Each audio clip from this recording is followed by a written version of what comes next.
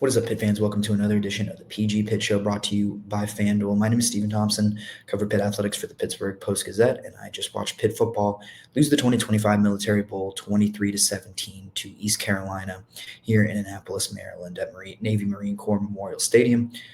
I think a flatly, unacceptable loss for Pitt, and one that they, in theory, should have had every advantage in. They had more continuity on their roster. You look across the sideline and you're facing an East Carolina team without its offensive coordinator, its defensive coordinator, starting quarterback, second leading receiver, co-starter at tight end, starting offensive lineman was hurt for this game. Their starting running back opted out.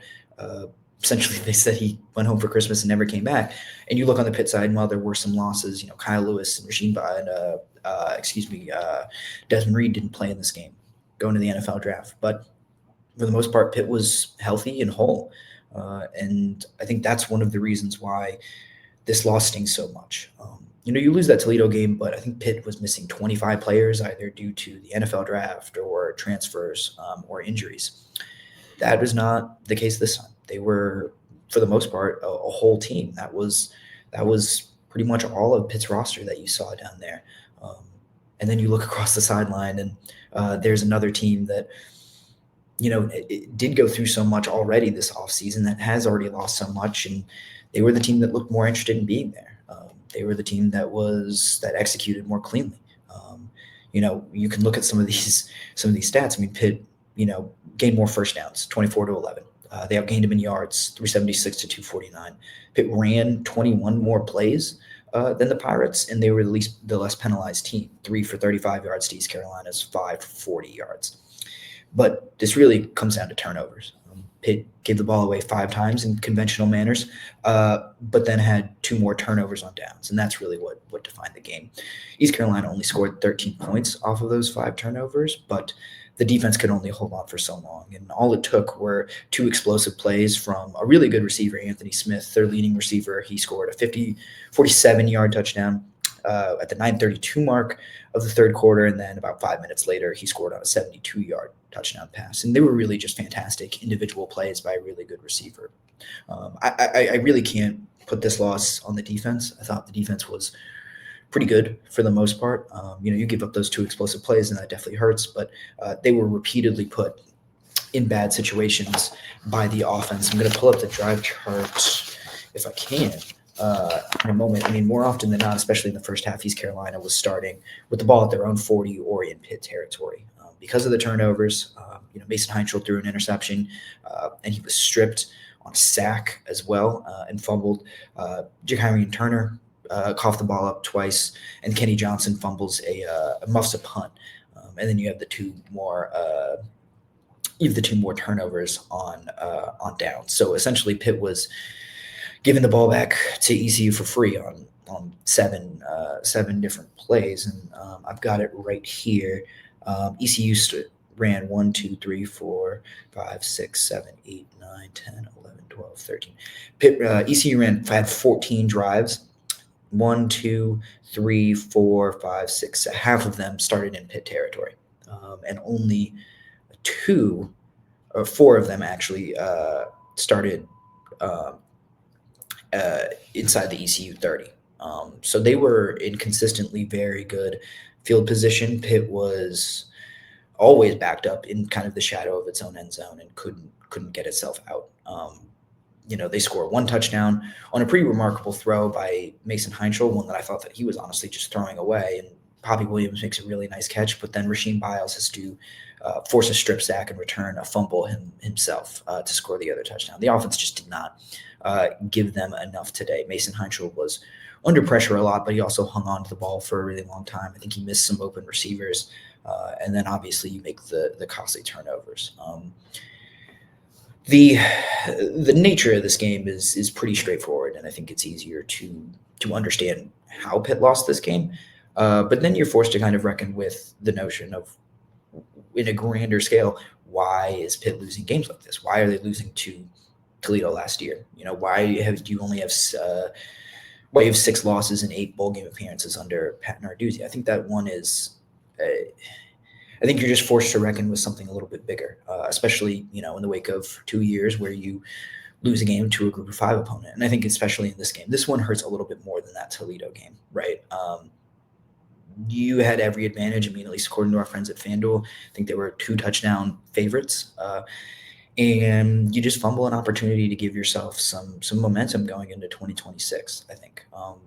I said it a bunch in lead up to this game. I said it on the radio earlier today, but 9 wins is not like an insignificant thing in Pitt history. I think it's only happened 5 times since 1990. And, credit to Pat Narduzzi. He has two such seasons during his time at Pitt. So he really, has been largely very successful, but this was just a complete missed opportunity. It was embarrassing. I think not just because, like the things I mentioned, the continuity that Pitt had on its roster. You are in theory, an ACC team playing an American Conference team. In theory, you are supposed to be more talented. You are supposed to be deeper, bigger, faster, stronger, all of those things. But you play a game on ESPN when there are a ton of eyeballs on this game, and the way that they lost, it wasn't just kind of the setup for this game, but the way they lost with the 5 turnovers, with the just kind of generally looking like they didn't quite want to be here. That's the embarrassing part, and that's when you look across at the other sideline and you see clearly what is a really strong culture and a team that wanted to be there and that took this game seriously in East Carolina. That was a team that really wanted to win this game and close their season on a high note, and I think make a statement about what their program has, even with all of the losses that I mentioned, even with guys jumping in the portal, even with you have assistant coaches who are moving on to bigger and better things. But you're left kind of scratching your head, trying to wonder, what did Pitt do for the month leading up to this game? How did they prepare? Did the players want to be here? Did they want to win this game? It's a comment on Pat Narduzzi, because 2-6 in 8 bowl games, that's not a small sample size. And some of them are easier to explain away. I mean, I think about the Pinstripe Bowl in 2016, where James Conner and Nathan Peterman both get concussions, and you're down to backup quarterbacks and backups in a lot of places. Or like I said, the Toledo loss, like you had, I think 25 players were not at that game, either due declaring for the NFL draft or transferring or injury. This was a game in which I think Pitt had no excuses, and they just came out flat. They did not execute cleanly. They didn't play like the team that had won 8 games during the regular season. And I'm not going to call this a bad season for Pitt, but this was a really sour way to end a season that should have allowed you to kind of build some hope. You find Mason Heintschel, you find Jakiri and Turner, and those guys really blossom into great players. There's still a lot of youth on this team in a lot of different ways. And winning 9 games with this roster, being able to kind of send yourself into 2026 on a high note, I think that mattered. And instead, Pitt just came out flat. They lit an egg. They didn't look interested in being there and in trying to win this game. So bowls only count so much, but I think this was just plainly unacceptable from Pat Narduzzi and his team. Like I said, bowls only matter so much, but this was an opportunity that they missed. And I think you just have to call it what it is. It's plainly unacceptable for Pitt to have lost a game to this opponent, given everything that was going on their sideline, and then in the nature that they did, where you had every opportunity to win this game. If you turn it over maybe only 3 times instead of 5 times, you probably win this game. There was just every opportunity to earn that 9th win, and Pitt let an opportunity slip between its fingers. I would be remiss if I did not give a shout out, though, to Rasheem Biles, who was unbelievable in this game. He had 16 tackles, 11 were in the first half, 5 tackles for loss, I believe, 2 sacks. And then, like I mentioned, the forced fumble, scoop and score, that was one of only 2 Pitt touchdowns on the day. He is an outstanding player. I can't sit here and tell you that I know exactly what the future holds for him. I will say that I think the fact that he did play in this game should make you a little bit more optimistic on the odds of him returning next year. And he should be a preseason All-American. He should be on every single watch list. He should be a candidate for every single defensive award that is possibly out there for a linebacker to win should he come back to college football next year. That's true about wherever he plays, but I think at Pitt, he could be lined up for another great season, and maybe not someone that you counted on coming back for one final season, but I think the fact that he was here, I would not expect someone who is going to the NFL draft or planning on transferring would have showed up to this game. And especially for a guy in his spot when there's probably a lot to gain as far as going to the transfer portal and commanding the kind of money that he might.